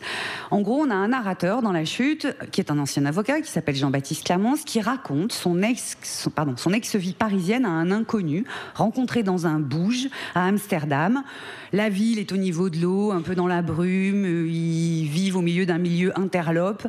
Camus, qui devait être super dépressif, appelle ça l'enfer mou. Il était avocat, donc Clamence, il allait de réussite en défendant, selon lui, la veuve et l'orphelin. Je le cite, les juges punissaient, les accusés expiaient, et moi, libre de tout devoir, soustrait au jugement comme à la sanction, je régnais librement dans une lumière paradisiaque. Alors, Jean-Baptiste, l'ancien avocat, il nie pas qu'il faille des juges, mais il a pour eux un mépris instinctif. Ils sont du mauvais côté de la barre. Et puis un jour, un drame. Il passe un pont à Paris, une nuit. Il voit une jeune fille. Il l'aperçoit accoudée au parapet, sur un pont, au bord de la Seine. Il s'éloigne. Là, il entend un cri, le bruit d'un corps qui rentre dans l'eau, et encore un cri, et puis plus rien. D'autant plus rien que lui, l'avocat, il n'a pas bougé d'un pouce. Fin de la lumière paradisiaque. Pas puni, puisque pas jugé. Alors il quitte tout, Paris, sa gloire, et il devient, selon ses propres mots, juge pénitent. Parce qu'il a compris qu'on ne peut condamner les autres sans se juger, alors il faut s'accabler soi-même pour pouvoir juger les autres. À moi, qui raisonnablement ne souhaite pas réformer l'humanité, je me réserve une épitaphe de toute beauté. Only God can judge me, et ça tombe bien, j'y crois pas. Merci Juliette. Juliette Arnaud. Dans ses œuvres qu'on retrouve en vidéo et en podcast. Juliette Arnaud qu'on retrouve aussi avec notre rédacteur en chef Ramzi Assadi dans un excellent podcast qui s'appelle La Fabrique, figurez-vous, et qui est consacré à la création. Je vous conseille tous les épisodes de La Fabrique, surtout celui avec Aymeric Lompré, pour connaître les dessous d'une telle créativité. L'alcool. Bien sûr. Ça y est, bon, pas besoin de la regarder. Ouais. Ça y est, l'affaire est résolue. Timothée, qu'est-ce que tu écoutes comme musique en ce moment ? Dur. C'est pas facile, j'écoute ça. pas beaucoup de musique en ce moment. Très bien. Oulala, ça va, ça ? Et c'est comme ça qu'il nous annonça qu'il faisait une dépression. Ah ben qu'est-ce qu'on va écouter, Juju, alors ? On va écouter quelque chose qui sent bon le printemps, puisque le titre s'intitule Wildflowers, les fleurs sauvages. L'autrice, compositrice, chanteuse, elle s'appelle Nayo, elle est anglaise, et même sa voix, c'est le printemps. Écoutez comme ça sonne neuf, enfantin, et faire ça, c'est du boulot. Vous écoutez Radio Nova, c'est la dernière. Juliette Arnaud, Pierre-Emmanuel Barré, Aymeric Lompré, notre invité, l'économiste Timothée Paric. Et c'est le moment de notre séquence l'invité de l'invité. Chaque semaine, on demande à notre invité de nous présenter qui il veut. Et c'est pourquoi je vous demande d'accueillir chaleureusement Charlène Descolonges qui est avec nous. Bienvenue Charlène. Merci. Charlène, tu es hydrologue. Oui. C'est bien ça ? Oui. J'ai envie de te poser une première question. C'est quoi un hydrologue ? Voilà. Elle est con cette question ou bien ? Non, jusqu'en 2022, ouais. on était complètement inconnus au bataillon. Après, on s'est rendu compte qu'on pouvait avoir des sécheresses en France. Et là, oh mon Dieu, on a des hydrologues en France. Ah, ok, d'accord. Ok. Et comment t'es venue cette passion de la flotte, finalement ? Oui, d'où ça te vient cette passion de l'eau là ? C'est étrange. C'est suspect. C'est après une gueule de bois où tu te rends compte que tu as besoin d'eau pour vivre. Non, en vrai, c'est Ça aurait pu. Ça aurait pu, Non, mais ouais. c'est vrai que l'eau, ça fait du bien. Et puis il vient 18h et là après c'est autre chose. Non, ma passion pour l'eau et les rivières, puisque les hydrologues sont les spécialistes des rivières, elle est venue depuis l'enfance où je suivais mon frère qui est pêcheur à la mouche, et big up à Alexis, à Cassandra, ma sœur, ma mère et tout ça. Bref, on allait passer toutes nos vacances en rivière, et peut-être même vous avez eu la chance de passer vos vacances en rivière. Et bon, après on n'a pas tous la vocation de devenir hydrologue, je l'admets. Mais voilà, moi j'avais envie de prendre soin des rivières, et puis j'ai fait des études pour faire ça. J'ai été aussi conseillère pour les élus politiques qui gèrent les rivières, et en particulier on nous apprend surtout à prévenir le risque d'inondation. Donc c'est aussi d'actualité, mais maintenant les sécheresses qui sont de plus en plus intenses. Donc vous allez devenir des véritables stars bientôt, les hydrologues, avec Exactement. les sécheresses et les inondations. J'ai appris quelque chose en préparant l'émission. Je suis tombé sur une de tes interviews hyper intéressante où tu déconstruis le cycle de l'eau. Donc il y a le cycle de l'eau qu'on apprend à l'école avec l'évaporation, les nuages, et ça fait de la pluie, ça va dans les rivières, ça retourne dans l'océan. Et toi tu dis pas du tout. Pas vraiment. Pas vraiment. Tu peux nous expliquer ça? Pardon les profs d'ailleurs qui sont là ce soir, parce que du coup je déconstruis un mythe. On ment aux enfants. Pierre-Emmanuel avait raison encore. Oui, c'est terrible. J'ai toujours raison. C'est vrai. Donc le cycle de l'eau, il est en partie vrai, mais on nommait des choses et qui vont faire le lien après avec ce dont on va parler sur l'économie, c'est que jamais on représente nos dépendances à l'eau. Le fait que par exemple, une étude a montré que justement on se représente mal ces dépendances à l'eau parce qu'on s'approprie l'équivalent de la moitié de tous les débits des fleuves du monde entier. On détourne la moitié de ces débits et en fait on utilise cette eau pour produire notre alimentation, nos objets du quotidien, nos vêtements, etc. On a besoin d'eau pour notre énergie et jamais on représente ça en fait dans le cycle de l'eau. Donc ça veut dire que le cycle est vrai biologiquement, enfin je veux dire ça se passe vraiment comme ça au niveau de la biosphère. Oui, mais et l'intervention humaine est en partie non parce que on représente pas non plus l'impact du végétal dans ce cycle de l'eau. Par exemple, 2/3 des pluies à l'échelle des continents du monde entier, le 2/3 des pluies proviennent de l'évaporation du végétal. On pense que c'est l'eau qui nous vient de l'océan, alors c'est en partie vrai, mais évidemment, mais par exemple, il y a des pays qui dépendent totalement de la forêt pour maintenir les régimes des pluies. Donc quand on déforeste un endroit, on impacte les pluies à un autre endroit du monde. Et pour faire le lien du coup avec l'économie dont tu parlais, comment vous vous connaissez? Timothée, comment tu as eu envie comment tu as eu l'idée et l'envie d'inviter Charlène avec nous? Moi, aujourd'hui, on utilise des modèles macroéconomiques sur ordinateur, mais avant que les ordinateurs existent, en fait, le premier modèle macroéconomique, c'était un modèle à eau, qui faisait à peu près cette taille-là, avec plein de tuyaux et de l'eau de différentes couleurs, et tu mettais de l'eau un petit peu rouge, de l'eau un petit peu bleue, et ça te montrait un petit peu l'argent. L'eau, c'était l'argent. Et donc, c'est marrant, c'est l'eau qui a inventé la macroéconomie. Ça il en reste 2 dans des musées. Ouais, genre on enseignait l'économie avec ça? Ouais. Ah bon? C'était une chose pour enseigner l'économie et aussi pour pouvoir faire de la prédiction, se dire, tiens, combien est-ce qu'on injecte dans l'économie quand on fait un plan de relance avant qu'il y ait des ordinateurs. Et moi, c'est vrai que je pense qu'on écoute trop les économistes aujourd'hui. On les invite. Oui, c'est vrai. Allez, dégage. Allez, on reste avec Charline. Et il nous dit ça à 19h37. Bon, j'ai accepté parce que je voulais venir. Mais c'est vrai que l'économie, ça reste des petits trucs administratifs, là, la dette, l'inflation, les financements. C'est beaucoup moins important que, par exemple, l'eau, la gestion de l'énergie, les forêts, les rivières. Et donc, je pense qu'aujourd'hui, notre rôle en tant qu'économiste, c'est de passer la balle et de dire, ce qui se passe sur les marchés financiers, ce qui se passe sur les intérêts de la dette, ce qui se passe sur les prix des trucs-là, c'est secondaire comparé à des problématiques beaucoup plus urgentes. Ouais. Vas-y, Juliette, c'est une question. Oui, mais c'est une question vraiment très intéressée.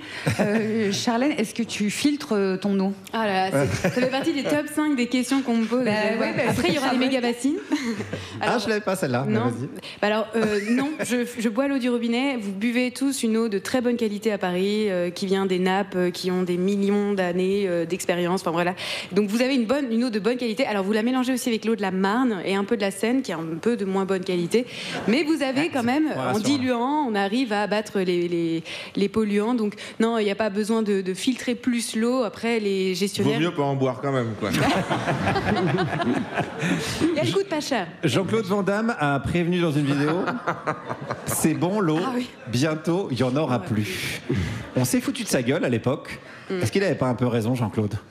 Comme des fois, on peut rire que la décroissance, c'est pas possible. Par exemple, tu vois. En fait, non, il a vraiment raison. Par exemple, jusqu'en 2022, en France, on pensait pas du tout vivre des méga-feux, des ruptures d'eau potable dans plus de 2000 communes en France, mettre à l'arrêt des centrales nucléaires, l'hydroélectricité, des maisons qui se fissurent. En fait, on n'avait pas du tout compris que en France, pas ailleurs dans le monde, mais en France, on était complètement exposé au risque de sécheresse et à presque des ruptures économiques, puisqu'on est complètement lié à ça. Si on n'a plus d'eau, on n'a plus d'économie.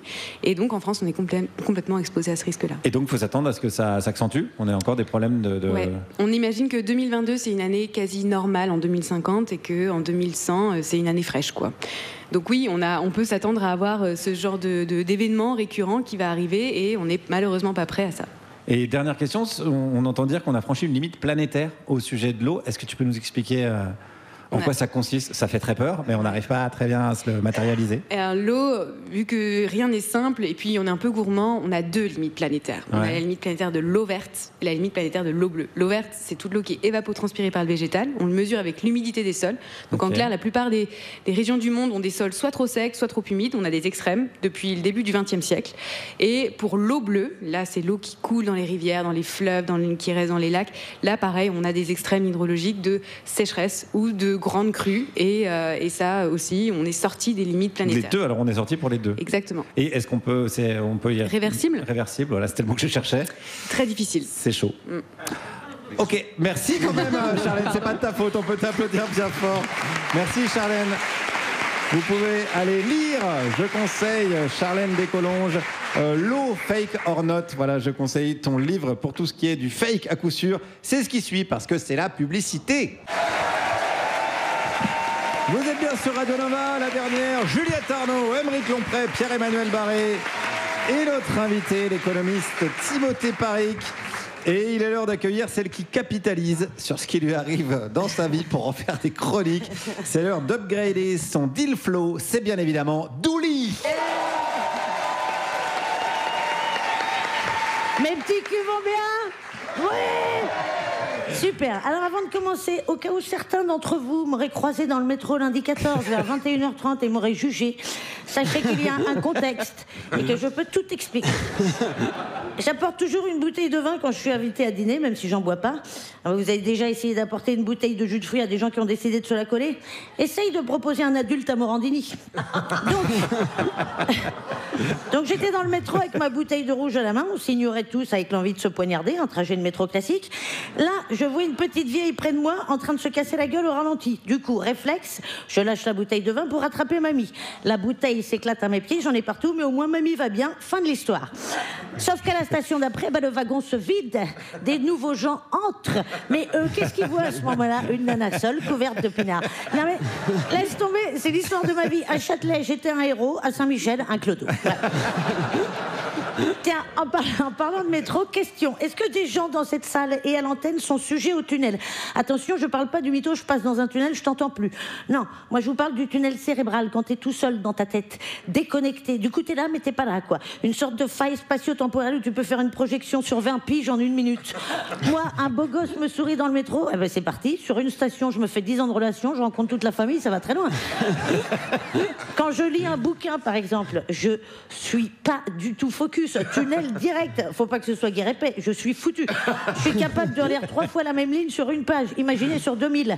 Parfois, j'en suis à la moitié du bouquin et d'un coup, je lis Jean-Michel est parti en forêt. Je me dis, mais qui est Jean-Michel? Et à quel moment il y avait une forêt? Je retourne à la première page du livre. Chapitre 1, rencontre avec Jean-Michel. Le livre s'appelle La forêt de Jean-Michel. Non, mais c'est pour ça que j'ai arrêté de fumer des pétards. À moi, si je fume, c'est même plus des tunnels, c'est un vortex interstellar. La version longue, un doublé en allemand et tout.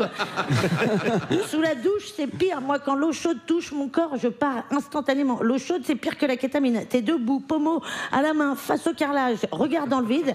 Mais dans ta tête, à ce moment-là, c'est passionnant. Tu résous des problèmes qui n'existent pas encore. Tu rencontres des gens super. Tu te demandes si les dauphins, eux aussi, regrettent leur ex. Non, il se passe plein de trucs.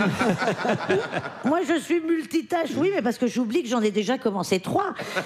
Quand je rentre dans des toilettes publiques, je pose mon portable sur le porte-PQ. Et pour pas l'oublier, je me répète, n'oublie pas ton portable, n'oublie pas ton portable, n'oublie pas ton portable. Oui, sauf qu'au bout de 30 secondes, je repars dans un tunnel, je switch, je me dis putain, il est d'où le PQ?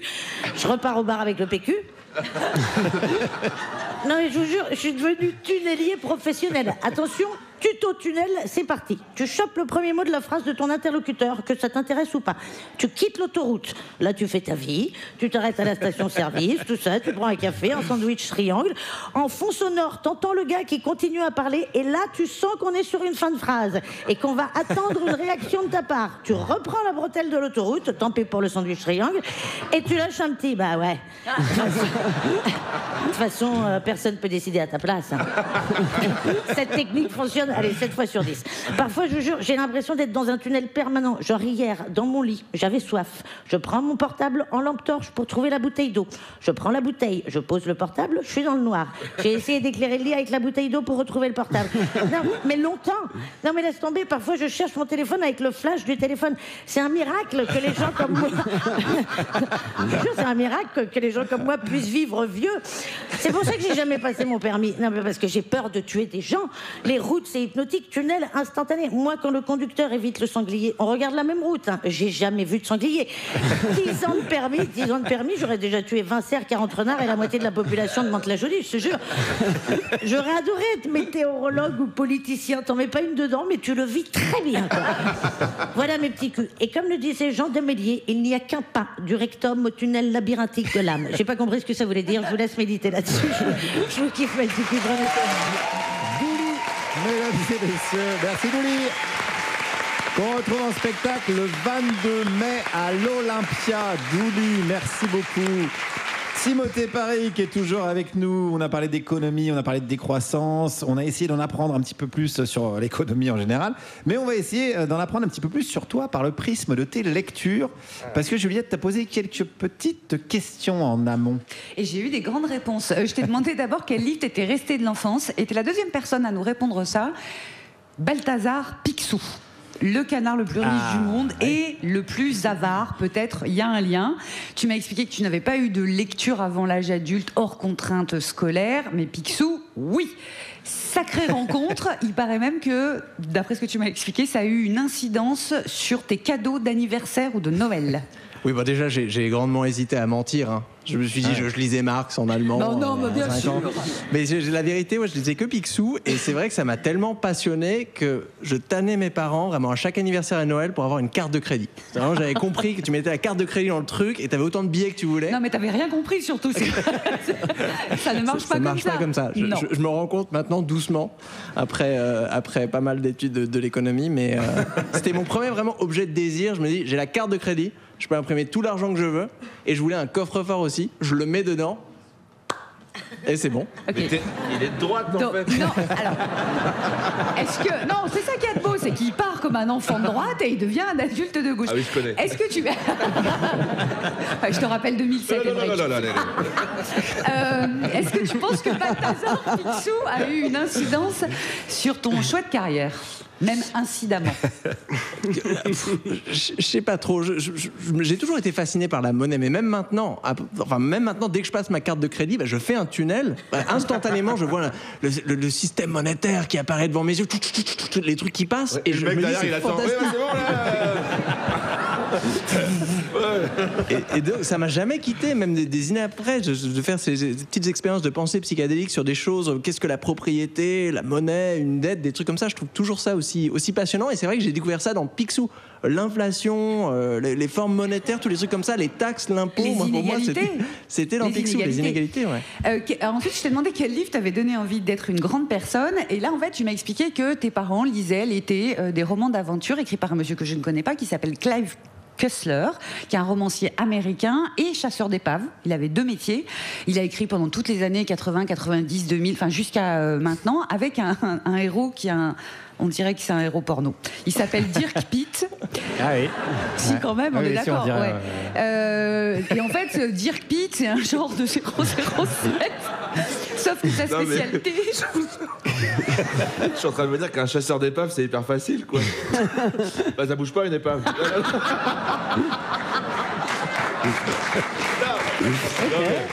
Et c'est pas faux. Il a pas complètement tort. C'est pas faux. C'est pas faux. Donc Dirk Pitt, c'est un genre de 007, sauf que sa spécialité, ce sont les milieux marins. Et en fait, toi, tu m'as répondu ça à cette question parce que tu penses que le choix d'une carrière scientifique, ça te vient de Dirk Pitt. Un petit. Mais maintenant, on le voit tout nu, Dirk Pitt. Bah oui. Alors, non, mais un petit peu dans le sens où c'est vrai que dans ces romans d'aventure, tu découvres la moindre question scientifique. Lui, à la base, il était plongeur. Voilà, tu peux imaginer un biologiste marin qui va essayer de découvrir une épave, faire un truc un peu chiant. Et à chaque fois, derrière, il y avait un complot de dingue où c'était des méchants capitalistes qui essayaient de prendre contrôle du monde et ça l'embarquait dans pas mal d'aventures. Et j'ai gardé un peu cet esprit d'aventure. Aujourd'hui, je pense que tu parles d'un truc ultra chiant, le concept de shrinkflation ou les politiques monétaires des banques centrales. Et tu tires les fils et t'as des petits mystères derrière. Et t'arrives, c'est pas des complots, mais t'arrives vers des relations de pouvoir, des trucs ultra intéressants, vraiment à la Game of Thrones, qui gouvernent notre économie aujourd'hui. Donc l'économie est une aventure. Là, j'essaie de vendre un petit peu les titres de l'économie. Mais ça m'a peut-être donné envie en fait d'avoir les moyens intellectuels de comprendre le monde qui nous entoure pour pouvoir dérouler la ficelle. Et ensuite, je t'ai demandé, pour finir, quel livre te fait rire. Et ça a été encore une découverte pour moi, mais c'est quelqu'un dont le nom a été beaucoup dans la presse française ces derniers temps. C'est Charlie Brooker, qui est un journaliste britannique pour The Guardian et créateur de la série Black Mirror. Donc, il a fait les livres, c'est des recueils de ses chroniques télé, où il regarde la télévision et il dit ce qu'il en pense. Il paraît que c'est super drôle. Et il a une formule pour notre présent, enfin, pour notre époque, il appelle ça un présent dystopique. Et évidemment, c'est pas traduit. Il est hilarant parce que lui, à travers le prisme de la télé et surtout de la télé-réalité, il arrivait à nous montrer qu'on vit dans une dystopie, donc une espèce de dégénérescence culturello-politique, quelque chose qui n'aurait jamais dû exister. Donc, donc Black Mirror, les scénarios, bon là c'est moins marrant, mais ah oui, c'est moins marrant. Ouais. C'est une critique du capitalisme, de la publicité. Donc je trouve qu'il a vraiment bien réussi à marier à la fois comment est-ce qu'on peut rire de ces trucs-là, utiliser l'humour comme une arme critique, et aussi utiliser la fiction avec des trucs, Black Mirror, le cinéma, pour faire la même chose. Mais à lire ces anciennes chroniques du Guardian, c'est à mourir de rire, donc je recommande. Merci. À ceux qui parlent, qui savent lire l'anglais. Malheureusement pas encore traduit. Merci beaucoup Juliette et merci Timothée pour ces conseils. On a envie de se dire que avec tout ça, on est prêt à affronter l'avenir, mais avec ce qui suit, on n'est jamais vraiment prêt. D'ailleurs, même lui n'est certainement pas prêt tout à fait. C'est la chronique d'Émeric Lomprey.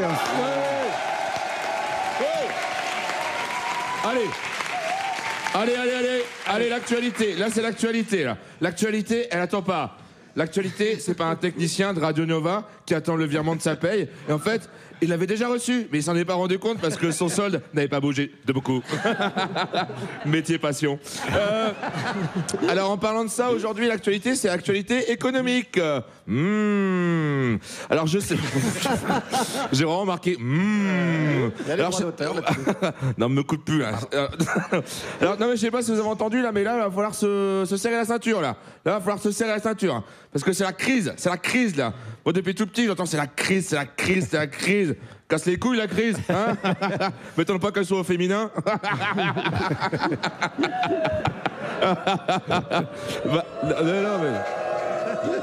Un jouet, une mycose, hein. À un moment, il y a... Non, mais depuis tout petit, tu sais, je me suis pas fait des amis. Alors, non, mais depuis tout petit, à la télé, j'entends tous les spécialistes, ils sont là. Oh ouais, là, on est dans un marasme économique, avec leurs cravates, leurs chaussures pointues, leur tête de trou de balle, là, je te jure. Ça se voit, ils ont pas le problème d'argent, et en plus, ils nous donnent des conseils. C'est comme si j'arrivais au micro, j'étais là, buvez de l'eau, c'est essentiel. 5 fruits et légumes par jour. La sangria, ça compte. Tellement ils sont riches, je suis sûr, ils ont un savon pour chaque truc. Tu sais, ils ont un savon pour la tête, un savon pour les avant-bras, un savon pour les jambes, un savon pour les genoux. Et quand ils se trompent, ils sont là, oh non, Marie-Caroline, je me suis lavé le visage avec mon savon à trou de balle. Mais enfin, mais qu'est-ce qui vous a pris, Alain, du Duhamel. J'ai pas vu la différence. Donc là, pour le budget, ça coupe de partout. Hein. La santé, le social, l'éducation et aussi la culture. La culture. Attention, je suis pas du genre à dire ouais, les artistes, on est essentiels. Sans les artistes, on n'est rien. Mais franchement, tu vois, quitte à dépenser mes impôts, je préfère avoir une bonne chimio qu'un clown dans ma chambre d'hôpital. Alors, gouzou, gouzou, gouzou, gouzou. Il clignote dans le noir, celui-ci. Goudou, goudou, goudou. Il va crever. La culture, ça coupe court sur les côtés, court au-dessus. Hein. Parce qu'après les 100 millions d'économies sous Barnier, Rachel Dati recoupe 50 millions. Hein, après, on tombe pas des nues. Hein. Rachel Dati, c'est pas le rempart à la politique libérale du gouvernement. C'est pas un rempart, quoi, Rachel Dati. Rachel Dati, c'est vraiment les Belges en 1940. Bon, sont passés une fois. Hein.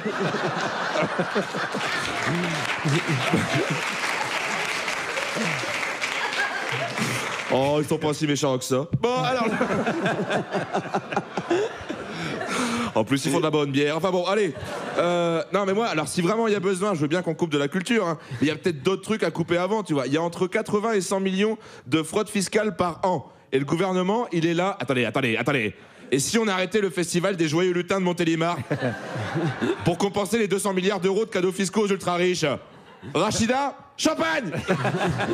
On a moins 73% de budget culturel dans les Pays de la Loire, moins 20% en Aquitaine et en Île-de-France.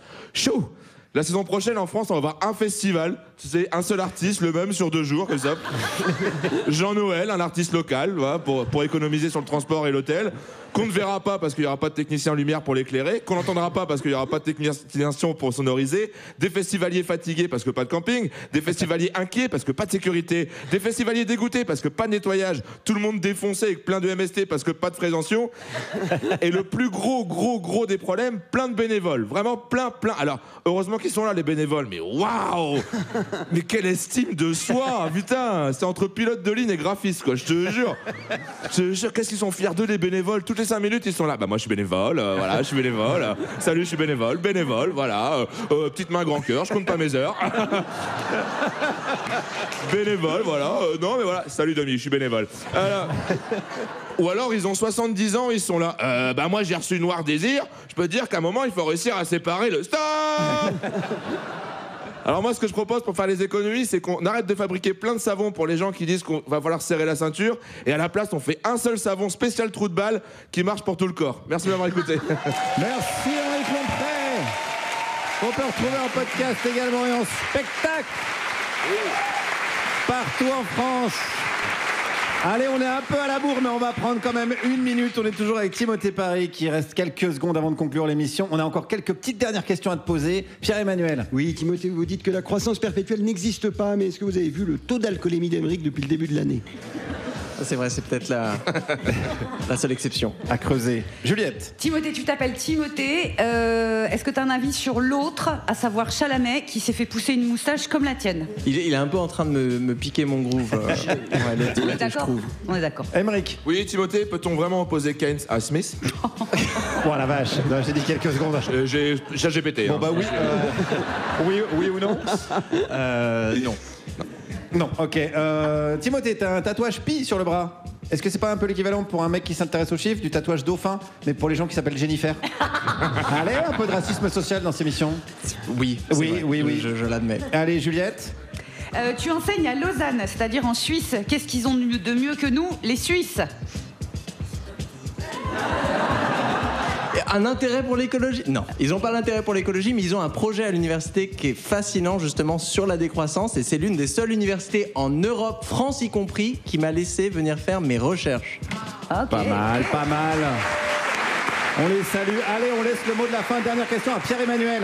Oui, Timothée, est-ce que c'est vrai que votre livre Ralentir ou périr est préfacé par Pierre Palmade? Non, c'est...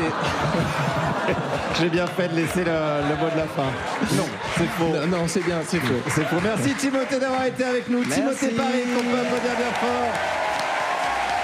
Allez, écoutez ses interviews, lisez ses ouvrages. Merci pour tout ça. Merci à ton invité qu'on peut applaudir, Charlène Descolonges. Merci à Florian Boutière, Guédré, Douli. Merci à toute l'équipe de l'Européen qui nous reçoit toutes les semaines. Seb, Vincent, Barnabé, Lindsay, Julia. Toutes les équipes techniques de Radio Nova, Frédéric Antel, Mano et Loris pour la prod, Malo notre réalisateur, Paul à la technique, Christian pour la prod musicale, Colline, Élise, Ninon, Sébastien Bastien pour les réseaux sociaux. Merci aux équipes vidéo, Goodway, Dubuis pour Benjamin, Alban, Adrien. Notre rédac chef Ramzi Assadi et Émeric Longpré, Pierre-Emmanuel Barré, Juliette Arnaud et Guillaume Meurice. Merci les amis, la semaine prochaine on sera en vacances car Timothée l'a dit, pendant 2 heures, vive la sieste et la glandouille. On se retrouve début mai, d'ici là gardez le moral et vivement la dernière.